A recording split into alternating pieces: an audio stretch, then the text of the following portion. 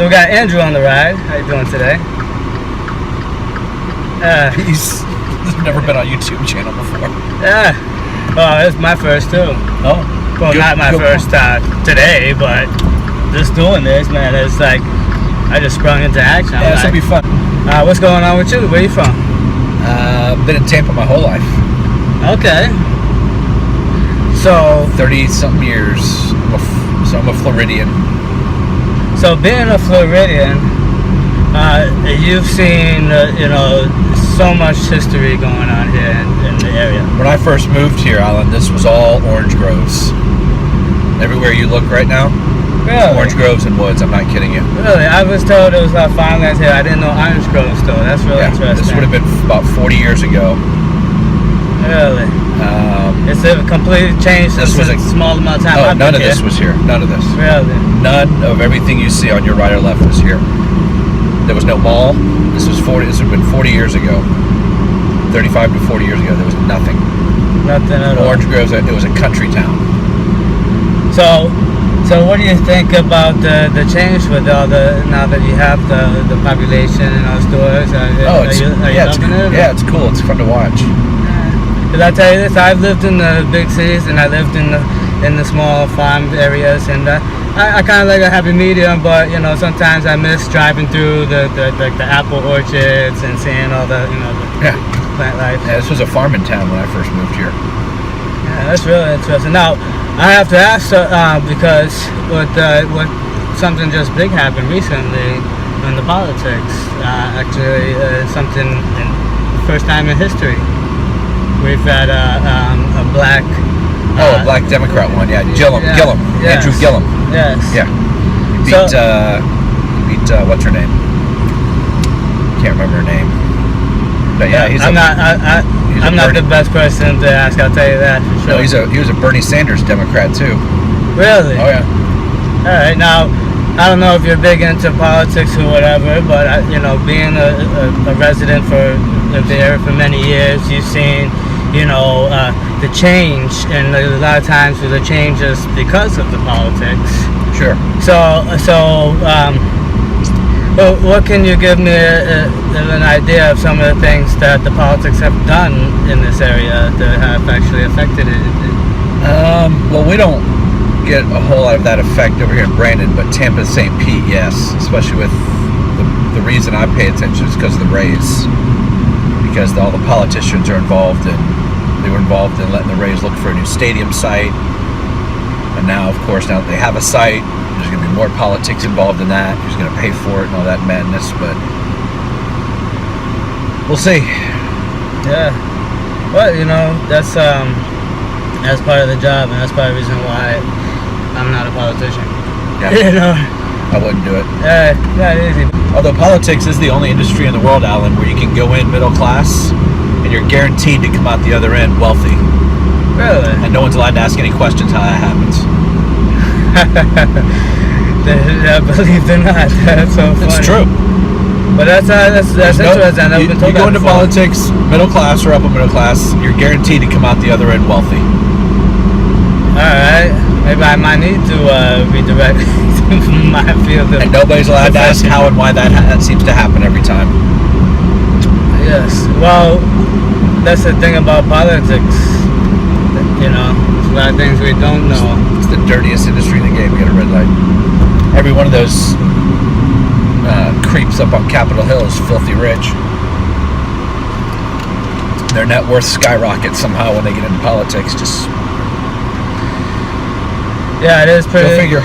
It is pretty incredible because, when I hear them talking, this is something that Trump said recently, and I always bring it back to him, but he was talking about BMW, and he was like, "Who doesn't have a BMW?" I was like, "Wait a minute, I can't name a single person that I know right now that has a BMW." So that just I don't either. Now that you mention it, goes to show the disconnect. Oh yeah. Between the politicians and the average person. They're all out of touch. Because again, they're all wealthy. They don't understand any of it.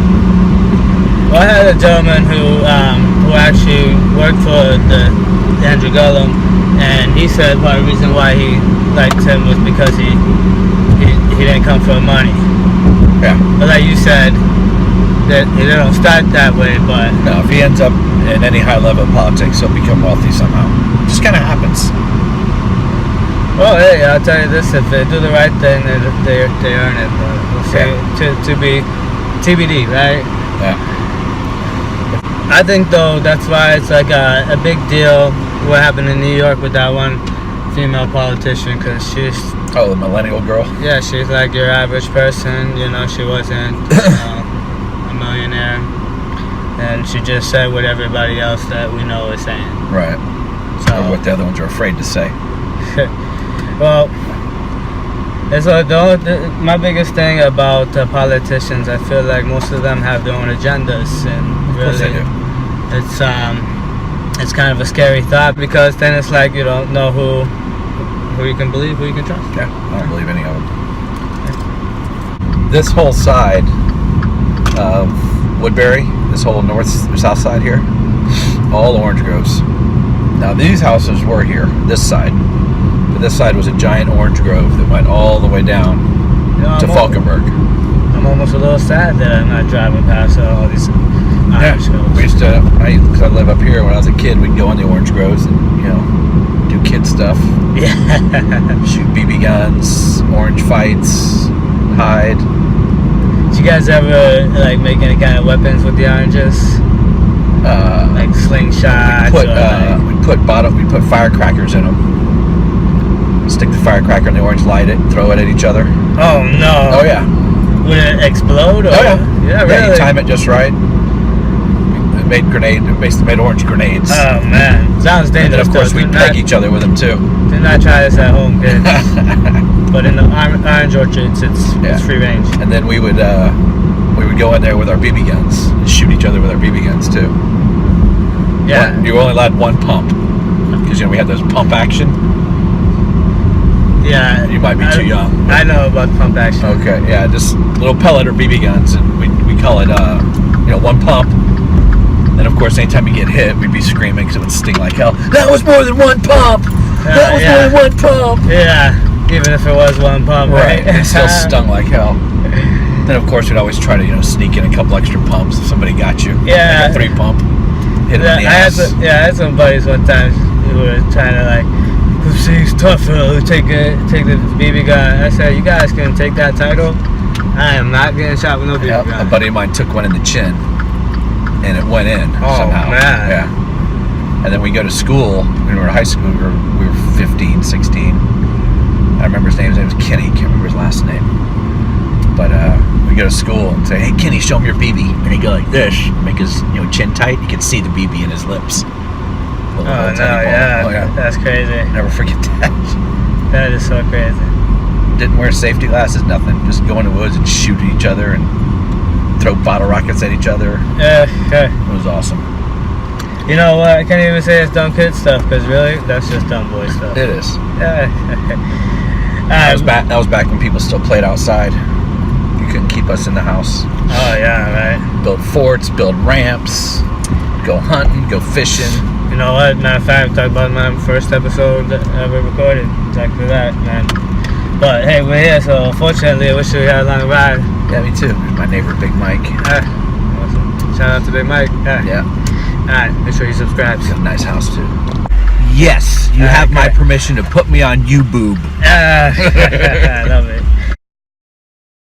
Greatest country in the world for everybody, no matter whether you're a woman, a man, black, white, brown, sexual orientation, doesn't matter. For real. Greatest Other countries might argue that though. What makes you say that? You actually have a president who wants to make the country great and not just themselves great, because they're already great.